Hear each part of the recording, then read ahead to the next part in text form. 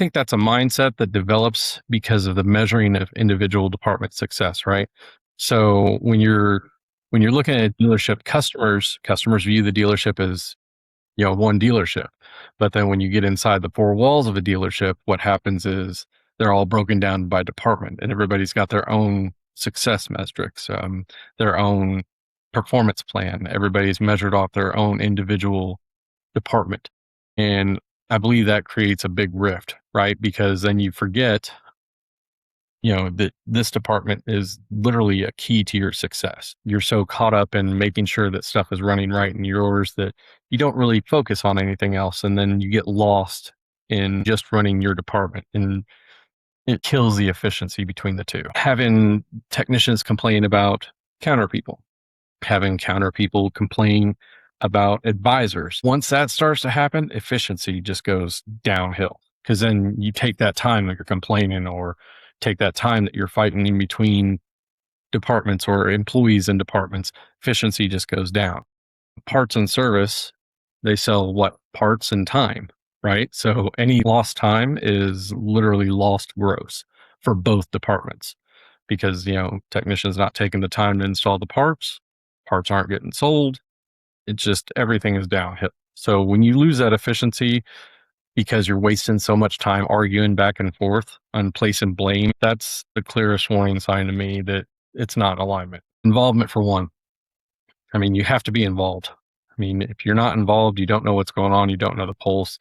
Group training. I mean, everybody always says the same thing, right? You don't know until you walk a mile.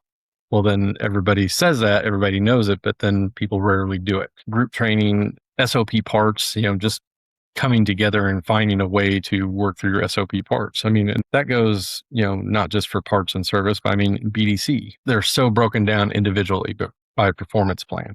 So it's finding something that they can, have common ground or a shared goal.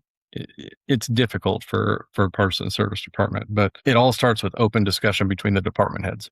I mean, the speed of the team is the speed of the leader.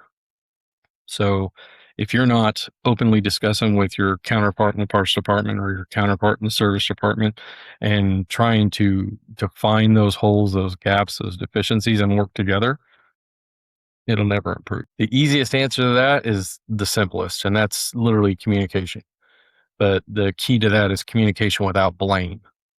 All right. And what I mean by that is, you talk about a problem, but you don't place blame.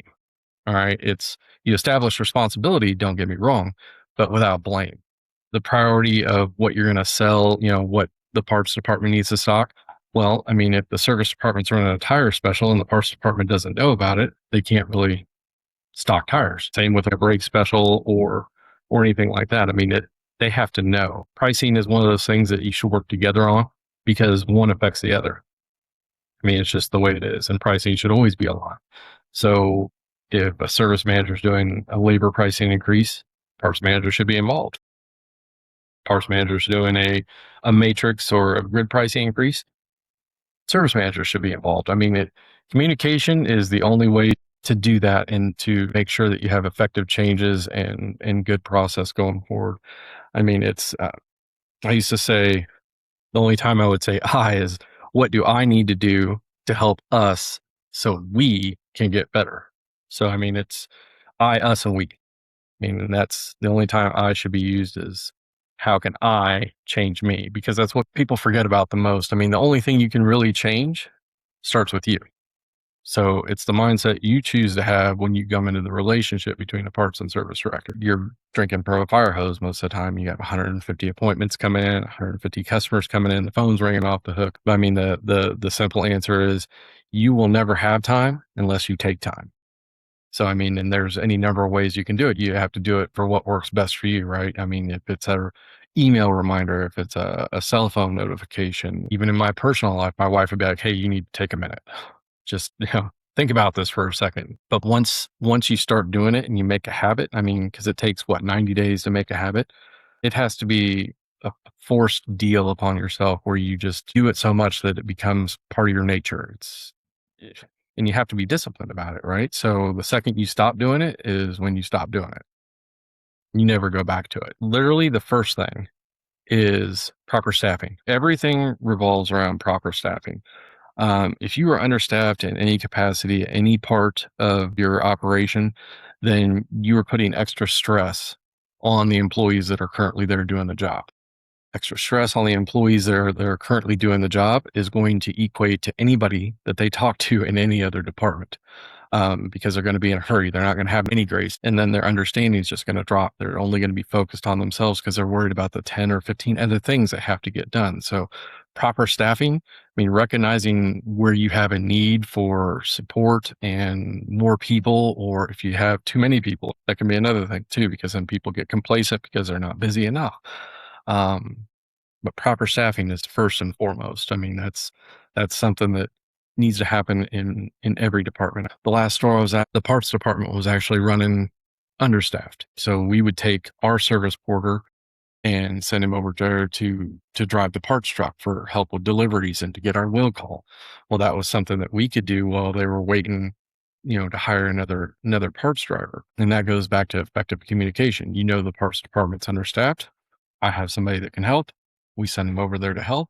I've helped myself by helping you. I can beat up on that one for a long time about staffing because I've worked in some understaffed departments and it's actually a nightmare, especially trying to keep the people with the right mindset and having patience with one another. Another thing is you got to celebrate your wins together. All right. So a lot of the times when one department does well, they forget about the success that they got because of what the other department did. So when you're celebrating your wins, you got to include everybody. And what I mean by that is if you're grilling out for your team, whether it's the parts department or the service department, or you're ordering breakfast for your team, you have to include the other department. When there's a bond that develops, when people truly, like I said in the beginning, walk a mile and they understand, you get some empathy for that. I mean, we train our staff, our customer facing staff all the time to treat a customer a certain way, right? But do we ever really stop and train our employees to treat employees the same way? I mean, a lot of the times the employee interaction between each other, it doesn't look anything like what we treat the customers. And in my view, my opinion, when you really have magic in a dealership, both are treated the same way. The magic in a dealership is when every department is one dealership and you're treating every employee just as good as you would treat a customer. And that boils down to when you see that you have the ability to help, you have the responsibility to help. And that makes a huge difference. And that takes a long time to build. The other thing that you could do immediately is, I mean, at the beginning of every month, the department heads should meet together, right? And they should literally discuss their performance plans, what their objectives are, and what the needs are to get there. And you can figure out your own department needs on your own time, right?